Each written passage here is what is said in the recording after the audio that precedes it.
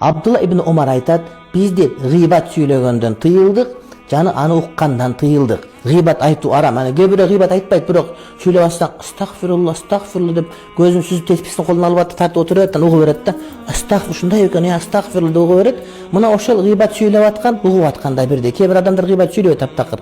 Hiç söylebeyt, bирок gıybetти как положено угатка димкидей. Мына ошол гыйбат сүйлөгөн ушундай эле ушак айтуу арам, жана айтып аткан ушакты угуу дагы арам, урматтуу бир тууганым. Азирети Таус дейт, бала сөкөп отурганда бир мөтазили болгон бидатчылардан бирөө келип туруп сүйлөп калганда, эки колун кулагына салып алып туруп, балам, сен де эки кулагыңа салып сүйлөгөнүң мунун сөзү укпай качан кеткенге чейин деди. Же сен кет, же биз кетели. Бирок сенин сөзүң укпайбыз деп эки колун кулагына салып алды. Демек, урматтуу бир туугандар, кулакты сактоо ар бирибиздин мойнубуздагы эмне милдетибиз болуп эсептелер экен.